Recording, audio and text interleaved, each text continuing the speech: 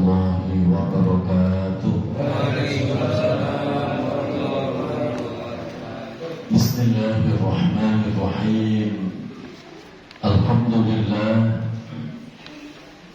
Alhamdulillahilladzi an'ama 'alaina bi ni'matil iman wal islam. Wassalatu wassalamu ala asyrafil anam sayyidina wa habibina wa maulana Muhammadin wa ala alihi wa sahbihi ajma'in. Hasbunallahu wa ni'mal wakil, mal maula wa ni'man nasir, wa la hawla wa la quwwata illa billahil aliyyil azim. Allahumma barik lana fi Rajab wa Sya'ban wa ballighna Ramadan wa ballighna Ramadan wa ballighna Ramadan bi rahmatika ya arhamar rahimin. Amin ya rabbal alamin. Al-Mukarramun, seluruh pengurus DKM Mushola Rawdatul Hasanah, Ketua DKM Bapak Slamet Riyadi, para tokoh masyarakat, Bapak RW, Bapak RT, para sesepuh, para asatidz, mohon maaf tidak disebut nama satu persatu tanpa mengurangi rasa takzim. Seluruh jamaah Bapak Ibu yang hadir pada kesempatan malam hari ini tanpa terkecuali, semoga Allah sehatkan lahir batin kita, Allah tambah keberkahan hidup kita, Allah istiqomahkan kita di dalam kebaikan, dan telah diwafatkan dalam keadaan husnul khotimah. Amin ya rabbal alamin. Alhamdulillah wa syukurillah, kembali Allah kumpulkan kita di taman surganya Allah, yaitu majelis ilmu, melanjutkan kajian kitab Irsyadul Ibad. Dan syukur alhamdulillah ini merupakan pertemuan terakhir di tahun 2025.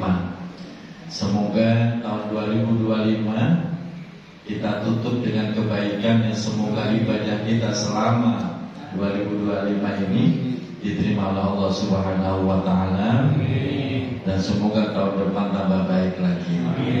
Dan syukur alhamdulillah kita berada di bulan yang Allah muliakan, yaitu bulan Rajab.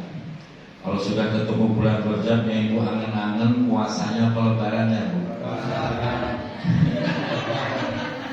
Ramadan ya. Semoga Ramadan tahun ini lebih baik daripada Ramadan tahun kemarin. Amin ya rabbal alamin.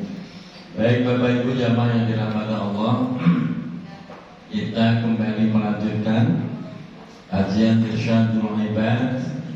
Kalau di kitab saya masih pada halaman 3. Wa'lam ya. Saya maaf berarti ya.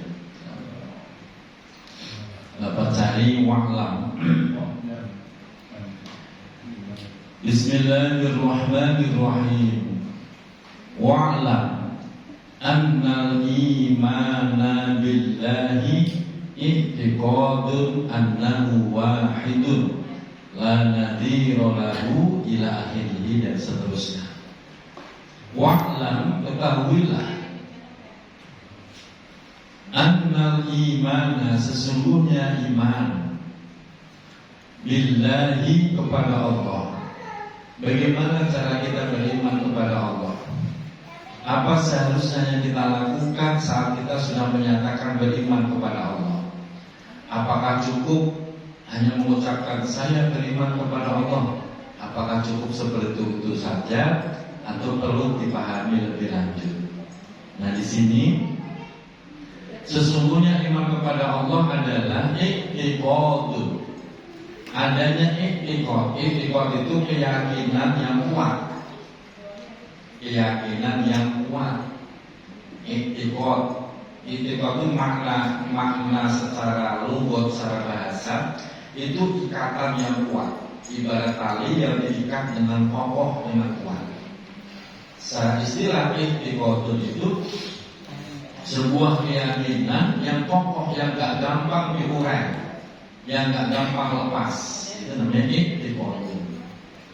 yaitu i'tiqadun, adanya i'tiqad, keyakinan yang kuat, annahu, sesungguhnya Allah Subhanahu wa taala wahidun, adalah zat yang esa. Ini yang harus kita pegang. Inilah inti dari keimanan, mengesahkan Tuhan, mengesahkan Allah. Jadi zaman dulu orang itu bertuhan, Pak. Cuma sayangnya mereka tidak mengesahkan Allah, sehingga banyak sekali Tuhan-Tuhan mereka. Dulu Ka'bah sebelum kedatangan baginda Nabi Muhammad SAW, itu patung itu sekeliling Ka'bah, itu patung semua, Tuhan semua. Mereka itu punya Tuhan masing-masing, dipajang itu sekeliling Ka'bah. Karena dari zaman dulu mereka meyakini kesakralan daripada Ka'bah.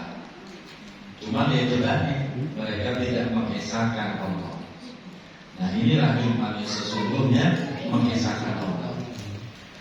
Mengesahkan Allah itu artinya la nadhira lahu, la nadhira, tidak ada gambaran, tidak ada perumpamaan lahu kepada keesaan Allah.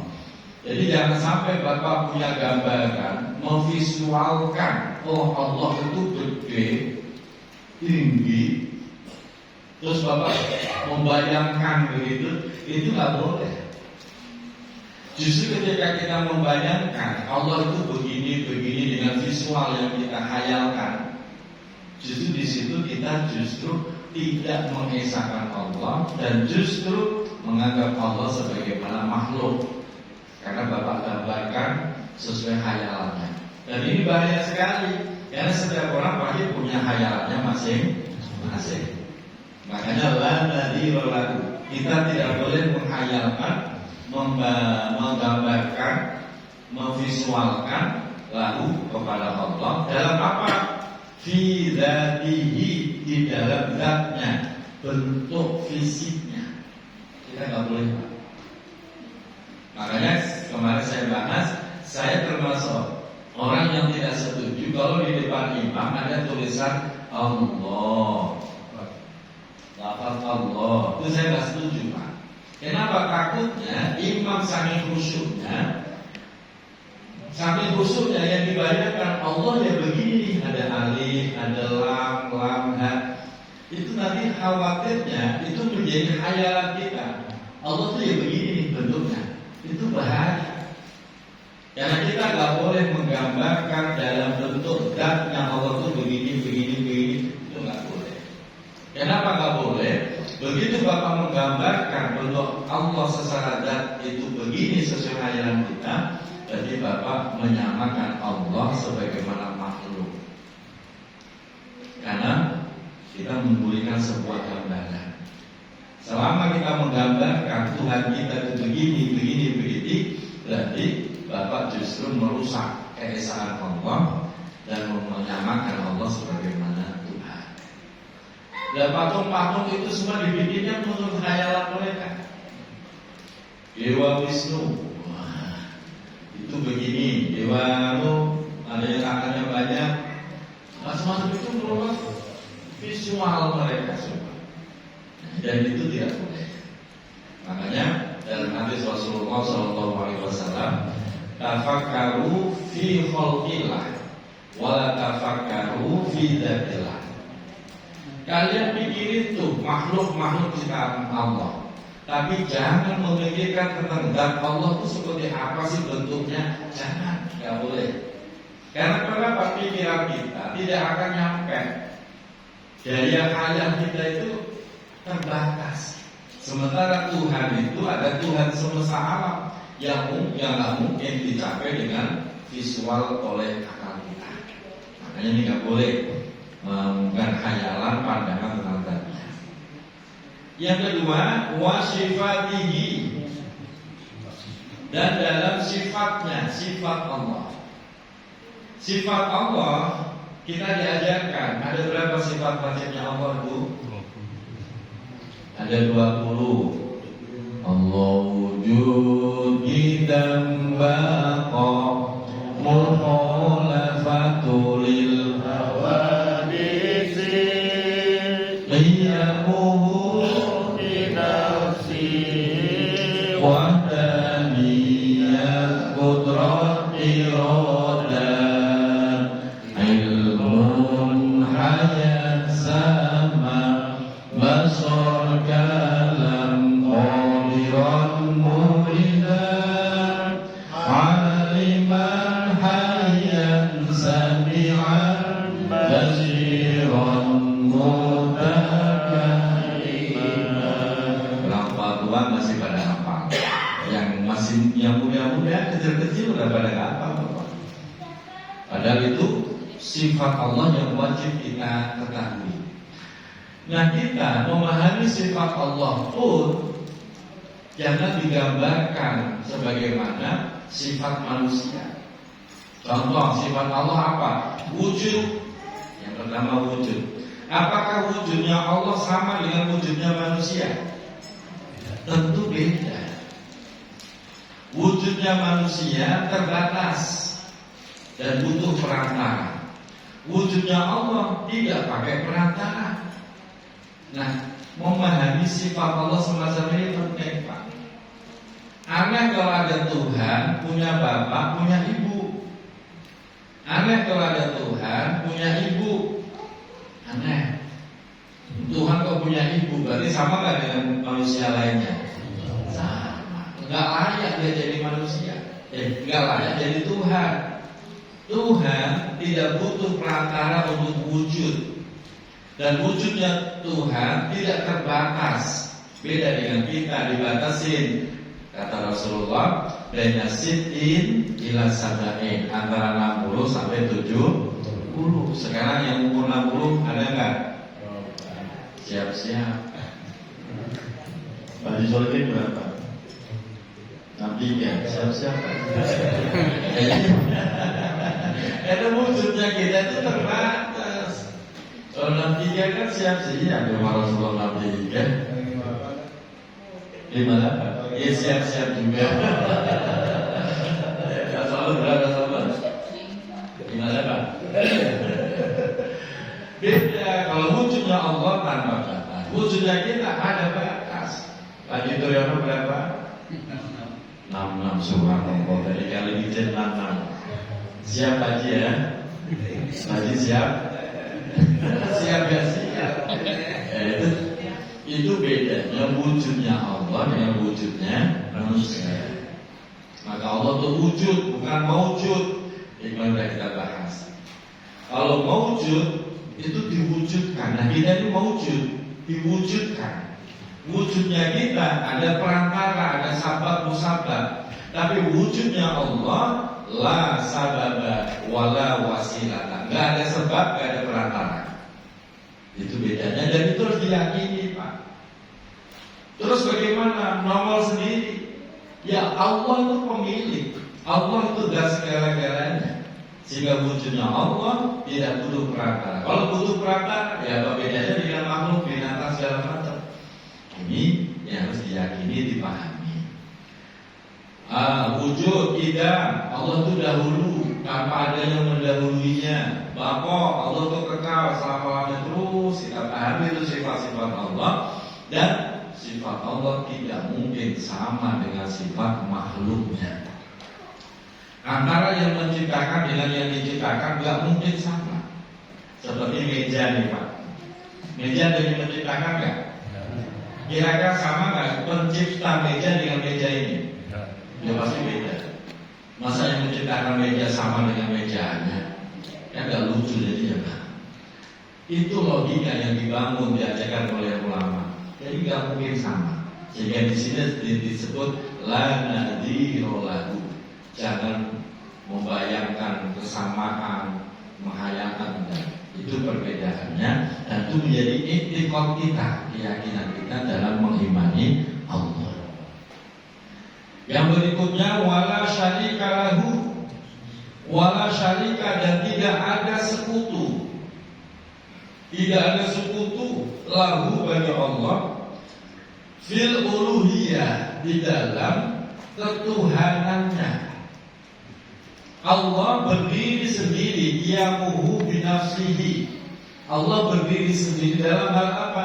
Dalam hal ketuhanannya. Berarti Allah sendirian, dia sendiri. Tidak ada sekutu, tidak ada sekutu. Kalau ada sekutu, malah dunia ini gak bakal jadi, Pak, hancur.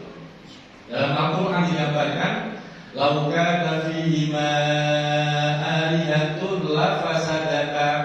Seandainya di dalam langit dan bumi ini lebih ada Tuhan, lebih satu, dua, tiga dan seterusnya, lafasadata. Misalnya langit bumi akan hancur. Kenapa enggak? Tuhan pamannya ada dua. Yang satu pengen bikin panas, yang satu pengen bikin hujan. Kira-kira terjadi apa, Pak? Terus menciptakan manusia, yang satu pengen bikin kuning kulitnya, yang satu pengen bikin hitam kulitnya. Kira-kira itu bocah lahir kayak apa, Pak? Malah jadi bocah itu, Pak. Kenapa? Terjadi pertentangan. Kalau dalam bahasa organisasi tidak boleh ada dualisme pemimpinan, ya Pak Beda. Tuhan yang satu, la syarika, tidak ada sekutu. Kalau ada sekutu malah hancur dunia ini. Dan bagaimana dengan malaikat? Malaikat itu makhluk pesuruhnya Allah. Kadang-kadang orang itu begini, Pak, orang liberal, Pak. Saya dulu waktu kuliah di PTIG itu sering diskusi dengan anak-anak liberal. Anak liberal itu begini, jebakannya. Allah itu bersifat qudrat, maha kuasa, maha menciptakan. Pertanyaannya, bisakah Allah menciptakan istri untuk dirinya sendiri? Bapak jawabnya apa? Gimana Pak Ibu? Bisa. Betul kan? Itu namanya Pak Ibu terjebak dalam pertanyaan. Memang begitu orang liberal itu, Pak. Jawabannya tidak bisa. Kenapa? Karena Allah maha kuasa, maha segalanya. Ya. Sifat kudrat Allah itu punya ta'alluq. Ta'alluq itu apa? Yaitu hubungan. Sifat kudrat Allah itu hubungannya dengan sesuatu yang mungkinat. Kalau kita belajar tauhid, mungkinat itu apa? Sesuatu yang bisa iya, bisa tidak. Itu namanya sesuatu yang mungkin. Mungkin iya, mungkin tidak. Hubungannya dengan itu sifat kudratnya Allah. Tidak dengan sesuatu yang mustahil. Kalau Allah punya istri, mustahil apa halal? Mustahil, Pak. Allah punya istri, mustahil. Kenapa mustahil? Ya, kalau Allah punya istri, apa bedanya dengan masalah material? Itu nggak masuk akal. Mustahil. Sifat kudrat Allah nggak ada hubungannya dengan mustahil. Sehingga ketika ditanya, Allah mampu nggak menciptakan istri buat ini? Nggak bisa. Karena itu bertentangan dengan sifat mustahil. Allah mampu nggak menciptakan anak untuk dirinya sendiri? Ya nggak bisa. Karena itu mustahil. Nah, kalau kita dapat pertanyaan begitu, kita jawabannya nanti kayak ya bisa. Nah, begitu kita ngomong bisa, bahaya itu, Pak. Akidah kita bisa melenceng itu. Menggambarkan kalau Allah mau, dia bisa menciptakan istri buat dirinya. Itu mustahil. Nah, makanya kita diajarin tuh sifat wajib Allah apa, sifat mustahilnya Allah apa, hubungan sifat Allah, wujud, kita, bapak, putra, iroda, terus itu hubungannya dengan apa? Itu diajarkan untuk apa? Memperkuat iktikad keyakinan kita. Jadi Allah bisa nggak menciptakan istri untuk dirinya? Tidak bisa. Itu mustahil, bertentangan dengan sifat Allah. Masa Tuhan punya istri? Nggak masuk akal. Logika sederhana aja nggak masuk akal. Betul? Nah, jadi hal seperti itu kita pahami. Sehingga kita nggak gampang dipermainkan akidah kita. Nah, orang-orang liberal itu biasanya mereka mengandalkan logika, filsafat. Dia tidak pernah belajar tauhid secara detail. Begitu kita coba begitu selesai, akhirnya dia tobat dari keliberalan. Nah, selama ini dia merasa logikanya benar, ternyata tabrakan dengan syariat. Nah itu yang diwaspadai. Selanjutnya, tidak ada sekutu dalam ketuhanannya itu apa? Wahia istiqaqul ibadah.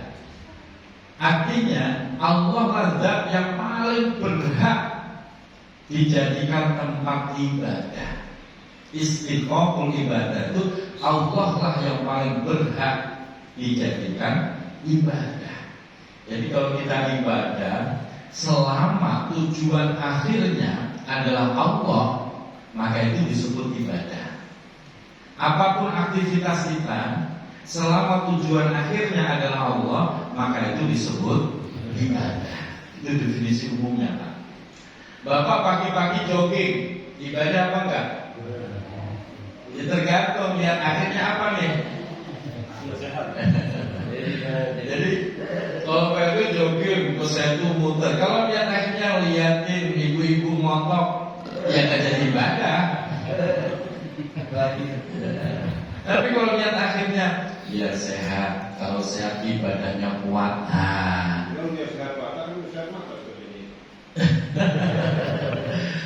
Kalau ujungnya itu bukan doa Allah, nggak disebut ibadah.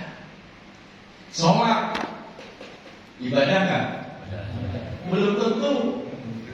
Walaupun sholat belum tentu bernilai ibadah kalau ujungnya tujuannya bukan Allah. Ada nggak orang sholat tapi pamer? Kenapa tuh ben musuh ada mertua ya enak? Pamer namanya. Jadi intinya itu Pak, istiqomul ibadah. Ngopi ada nilai ibadah nggak? Ya tergantung kan. Ngerokok masa dia ngopi. Jadi jangan gampang menghakimi orang. Rokok mulu ibadah mulu. Dia nggak tahu saya lagi zikir di dalam hati. Gitu. Jadi istiqomul ibadah itu yang harus kita pahami. Jadi bisa jadi gerakan ibadah belum tentu bernilai ibadah. Gerakan yang seakan-akan bukan ibadah bisa jadi itu bernilai ibadah. Yang penting ujungnya, tujuan kita adalah Allah. Jogging biar sehat. Kalau sehat ibadahnya kuat, sholat kuat, ngaji kuat. Jadi kali Liji Pratujaya ini kalau nggak sehat nggak nyampe sini Pak. Nah ini namanya ibadah. Selanjutnya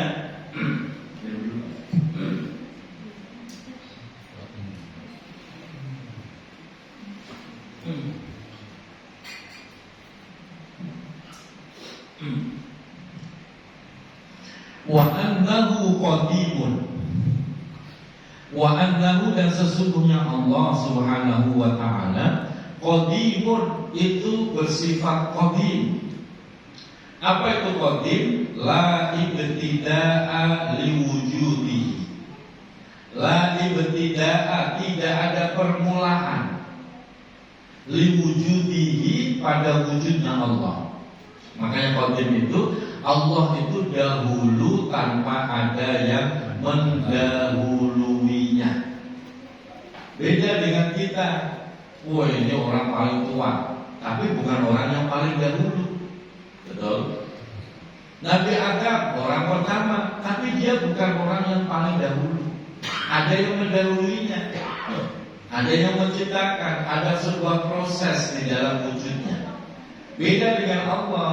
Allah dahulu tanpa ada yang mendahuluinya, tanpa ada sebab, tanpa ada proses.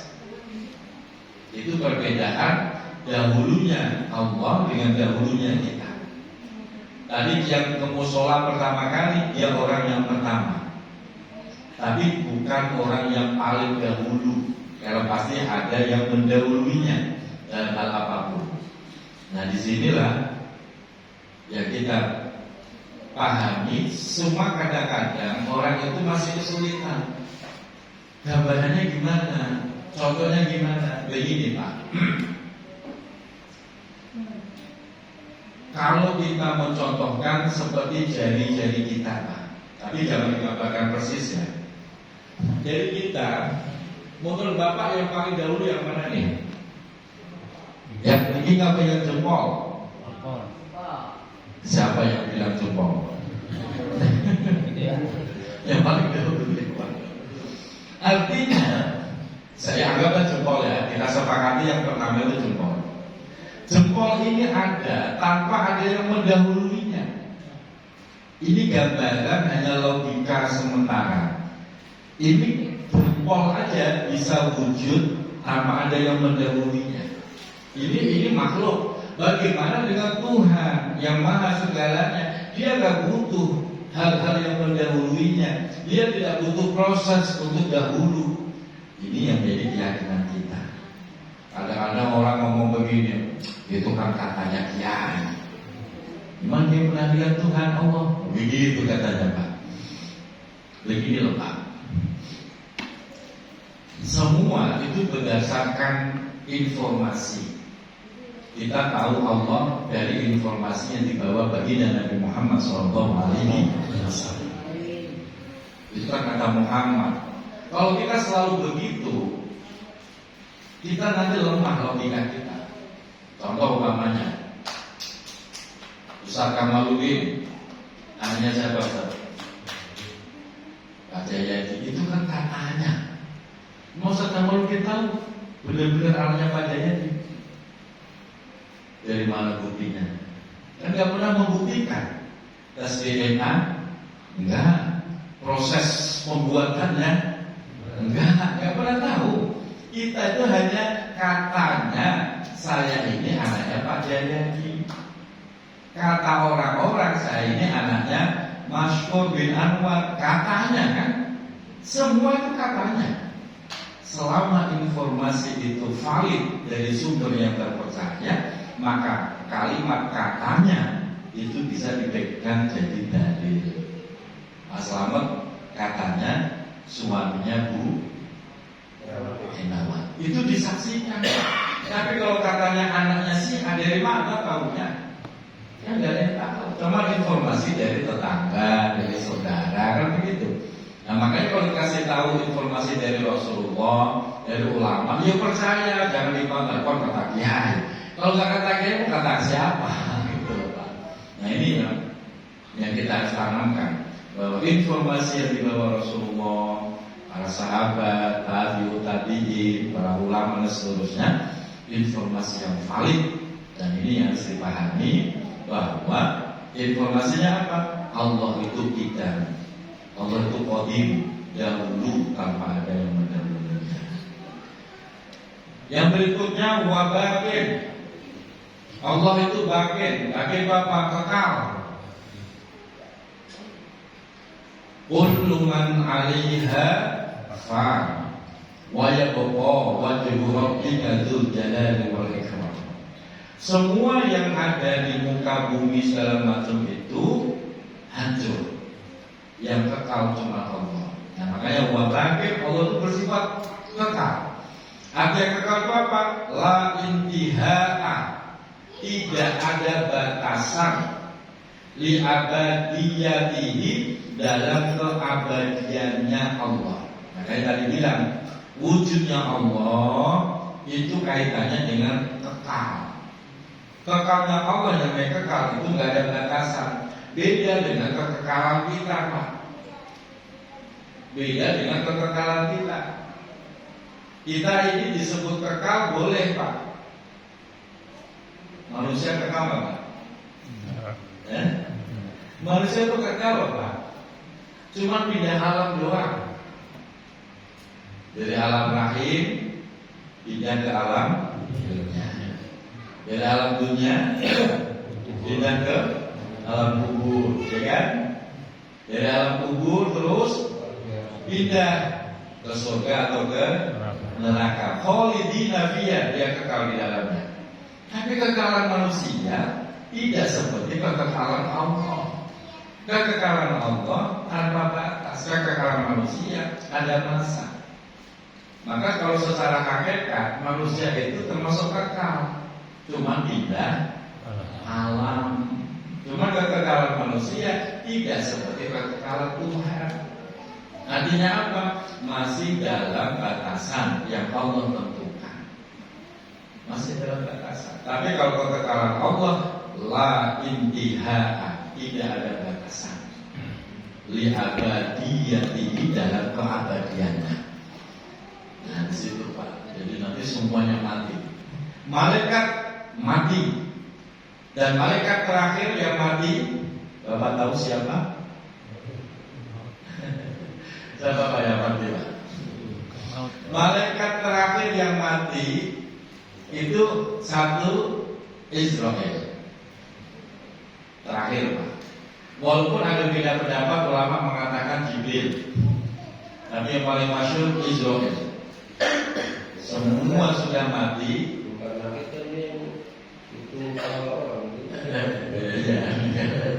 Semua dicabut-cabutin nyawanya. Kiamat terakhir malaikat Israel mencabut nyawa sendiri. Habis itu apa? Habis itu dihidupkan lagi. Siapa yang dihidupkan? Itu tadi mungkin lagi. Jadi pernah mati itu namanya kekekalan yang terbatas. Manusia disebut tidak kekal karena pernah mati. Tapi hakikatnya manusia bisa disebut kekal karena cuma pindah. Begitu mati dimasukin kubur, hidup apa? Hidup. Tapi itu kekekalan yang terbatas. Kalau kekekalan Allah la intihaa, tidak ada batasannya. Malaikat mati walaupun nanti Allah hidupkan lagi. Untuk apa? Ngurusin kita juga. Mau mati semua, tinggal Allah seorang diri. Habis itu Allah hidupkan lagi, yaumul ba'si, hari kebangkitan, hidupkan lagi kita. Malaikat dihidupkan lagi, manusia dihidupkan lagi, dibangkitkan lagi. Nah, di situ nanti kita dihidupkan lagi dan nanti masuk tempatnya masing-masing. Ada yang di neraka, ada yang di surga. KLB jadinya kemana nih? Insya Allah. Di sana mana nih? Luar biasa kayak bilang di neraka. Amin ya rabbal alamin. Yang berikutnya wabil malaikati. Bagaimana cara kita beriman dengan malaikat? Yaitu i'tiqadun, adanya keyakinan yang kokoh. Annahum, sesungguhnya para malaikat, mukramun, adalah yang dimuliakan, makhluk yang dimuliakan Allah. La ya'sunallaha, mereka tidak pernah bermaksiat kepada Allah. Ma, atas perkara amarahu, yang telah Allah beri perintahkan kepada mereka. Mereka tidak pernah maksiat. Wa yaf'aluna, dan mereka pasti melakukan ma, atas perkara yu'marun, yang mereka diperintahkan oleh Allah. Jadi gak ada ceritanya malaikat itu licik, curang, selingkuh, gak ada. Patuh, gak pernah maksiat, gak pernah. Itu Pak. Selanjutnya shodiqun, malaikat itu bersifat shodiqun, jujur. Fima, di dalam perkara akhbaru, yang mereka kabarkan, bihi, dengan perkara tersebut. Jadi ketika malaikat menyampaikan wahyu kepada para nabi, khusus Nabi Muhammad SAW, itu apa adanya yang dibawa sesuai dengan perintah Allah. Jadi jangan pernah berpikir jangan-jangan malaikat Jibril curang nih. Ada yang dikurangi tuh Al-Quran, ada yang ditambahkan tuh Al-Quran. Tidak mungkin Pak. Ini yang perlu kita yakinkan. Karena orang liberal begitu, bahkan sampai mengatakan ini ada beberapa ayat yang perlu diamandemenkan, Al-Quran tidak relevan, begitu katanya. Orang liberal, dia curiga jangan-jangan dulu malaikat Jibril kelebihan memberikan ayat. Nah, kurang ajar itu Pak. Gitu, Pak. Nah ini akidah kita kokohkan. Kalau ada statement semacam itu, jangan pernah percaya. Artinya apa? Wahyu yang malaikat Jibril bawa pasti sesuai dengan perintah Allah, enggak ditambahin dan enggak pula dikurangi. Begitu juga Al-Quran. Bapak cek ke semua belahan negara, isi Al-Quran sama, Pak. Itu yang baca Al-Quran. Ada pun bacaannya, ada yang berbeda, tapi tidak mengurangi substansi Al-Quran. Bacanya dia berbeda. Contoh, kita kalau baca kan begini. Siratal ladzina an'amta 'alaihim ghairil maghdubi 'alaihim waladdallin. Itu kita qiraah Asyir riwayat Hafs. Tapi qiraah Imam lain berbeda, tapi enggak merubah makna. Contoh Imam Hamzah. Siratal ladzina an'amta 'alaihim ghairil maghdubi 'alaihim waladdallin. Gitu, Pak. Ada lagi membaca begini. Imam Warsh. Siratal ladzina an'amta 'alaihim ghairil maghdubi 'alaihim waladdallin. Itu sah. Beda bacaan tapi tidak merubah makna.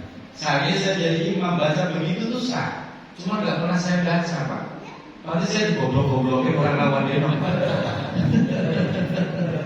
Disesat-sesatin RW sini, wah imam sesat. Padahal mereka nggak paham. Itu namanya qiraah sabah. Beda bacaan, tapi tidak ada yang kurang. Ayatnya, hurufnya, maknanya nggak masalah. Nah, inilah bukti bahwa Al-Quran benar-benar wahyu dari Allah yang terjaga. Inna nahnu nazzalna al-Quran wa inna lahu lahafizun. Insyaallah besok tanggal 4 Januari di pesantren Kaji Rahmat kita akan mengundang Qori internasional, termasuk kita akan mendengarkan keindahan suara dan lagu baik qiraah masyhurah dan qiraah sab'ah. Nah, nanti kita akan senang dengannya. Dulu oleh legendaris Muhammad kan suka baca begitu. Wadduhi wal laili idza saji. Kata orang Betawi, ini qiraah gue nih. Padahal gak ada urusan. Itu namanya membaca himalah, bukan qiraah Betawi, bukan. Ente gue lo ane, bukan begitu. Nah, itu dasar makna. Beda bacaan, gak masalah. Enggak merubah huruf, kalimat, dan enggak merubah makna. Nah, ini yang kita yakini bahwa semua yang dibawa malaikat benar adanya. Muncul pertanyaan aneh, Pak. Pertanyaan ini waktu saya ngaji tafsir di bulan Timur.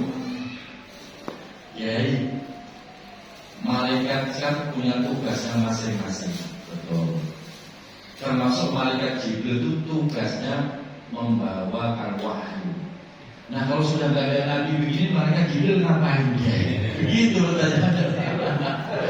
Kalau Emil tidak ada begitu, dia tidur, Pak.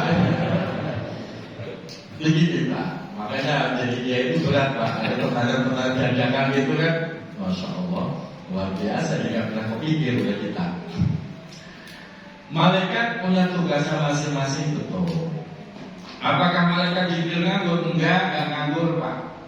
Salah satu tugas malaikat Jibril sampai sekarang adalah memberikan ar-ru'yatus sholihah.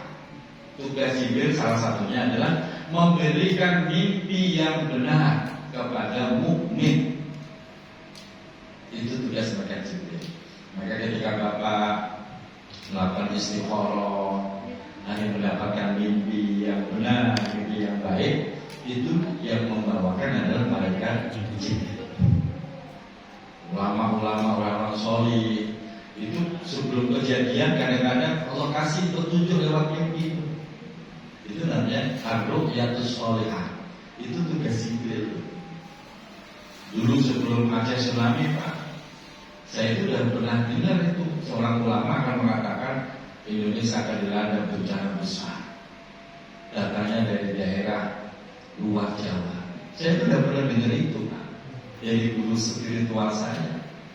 Cuma saya nggak berani ngomong. Kalau ngomong ditanya orang, kirain ngawur kita kan. Kenapa? Karena beliau sudah mendapatkan ar-ru'yatus sholihah, mimpi yang datangnya dari Allah lewat malaikat Jibril. Nah ini ciri-ciri mimpi yang benar. Ini biar gak sedikit ngomongin mimpi mulu. Ciri-ciri mimpi yang benar, satu, terjadi di tengah malam. Bukan mimpi di siang bolong karena kebanyakan tidur, bukan Pak, tengah malam. Yang kedua, Bapak ketika tidur dalam keadaan berwudu. Dan yang ketiga, mimpi itu berulang 3 kali berturut-turut. Baru itu benar-benar mimpi yang benar dari Allah. Jadi jangan asal mimpi ngomongin mulu. Kan ada orang suka ngomongin mimpi ya. Jangan. Nah, itu tugas malaikat Jibril. Jadi malaikat gak ada yang nganggur PRB ya. Saya jawab duluan dan dia mau nanya. Ya. Begitu semoga bermanfaat. Mohon maaf lahir batin. Assalamualaikum warahmatullahi wabarakatuh.